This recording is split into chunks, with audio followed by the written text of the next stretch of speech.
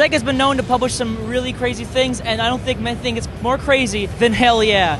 And we're here with Arkedo, and could you tell us a bit more about yourself and the company? Oh, the company, it's a very small studio.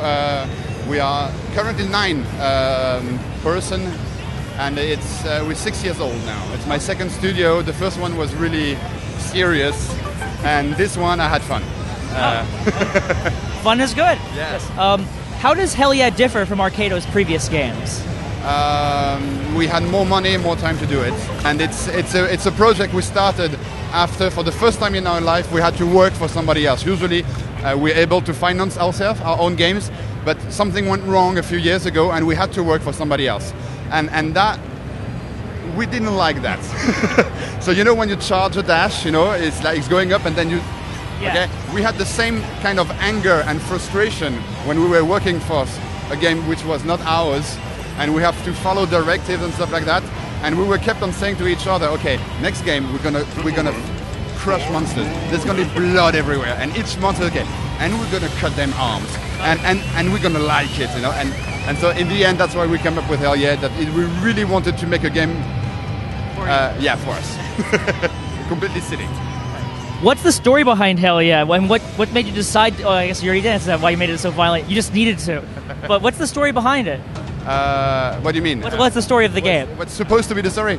You're Ash. You're a rabbit. You're the prince of hell, and you're supposed to be badass. You know, for someone. I mean, otherwise they don't respect you. And unfortunately, you have a thing for rubber duckies, and so you were playing with yourself with your rubber ducky in your bath. And then Jerk took a picture of that and put it on the internet. And so now all your 100 monsters of your hell have seen you in a bath with a rubber duck. And as you know, sex tapes on the internet, you can't get it out. So the only solution is to kill everyone. So that's what we did. What can Ash use to destroy all of these monsters that he hates? Okay, most of it he used the wheel. The wheel is a driller. It's a drilling saw. You can use it to drill your way in the levels, because the levels are drillable. And so it's the first weapon. Then you have 3 different kinds of weapons. You have guns, you have missiles, and you have grenades. All of them can be upgraded and blah blah blah everywhere. And then afterwards you have other ways to kill the monsters, because you have 100 different and unique monsters. You will see them just once, and each time you have to find the way to kill them, because they're only killed in a way, and you have to find how to do that. Personally, what is your favorite monster from what we know so far of Hell Yeah? I can't say it because it's not there, but in the one that you saw is my... That's the best one. Yeah. I love it. It's time when you kill the monster, you put it in your monster index, and you will be. That's the only time when you see them. So we wanted to add a little bit, make you come back to them, so you can see them. You can read about the story. Each of the 100 monsters has a whole story on why he's there, and they have 2 names: an Earth name and a Hell name. And this one, for instance, was just a piece of shit when he was on Earth, but everyone used to trample on him, and he got a wish when he came to Hell, and so he did a little modification. A saw.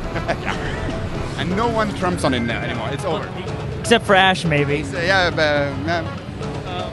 What do you think is the biggest benefit of working with a small team? 100% work. You don't make meetings. You don't go in planes. You don't put on a tie. You don't have a boss. Everyone is working from the very beginning to the end, and that's how we. It's much more efficient. I mean, the smaller the team, the more percentage of work you do, and you find it in the game in the end. The Arkedo series, with that kind of functioning, the Arkedo series, I pick up 2 guys in the company. They have 30 days, 30, and they make a game, and we can do it. Yeah. And I think it's because we are small and we know each other for years and years and years, and we want to make very different stuff all the time. And speaking of the Arkedo series, you made 3 games so far, and after you're done with Hell Yeah, are you going to work more on those downloadable content, or are you going to go back to smaller games like that, like the Arkedo series? None of the above, actually. Oh. Yeah, something in between. Oh, okay. I think the Arkedo series are a bit too small, not too much enjoyable, and we think it's not worth 240 points. You know, so we want to do something in between. We don't know if we're going to make a Hell Yeah 2. It will depend on the reaction of the public. And anyway, we will see that in 9 months, approximately. You know, it will be out during the summer, and the time that we have to discuss with Sega, do we do it, stuff like that. In the meantime, we are going to do 2 games, which will be in between Arkedo series and Hell Yeah, and it's going to be 1 game about pee and 1 game about poo. Oh. Yeah. Well, that is in fact in between. And it's going to be cute. It has to be cute. I mean, that makes it endearing. Okay, and here's the last one.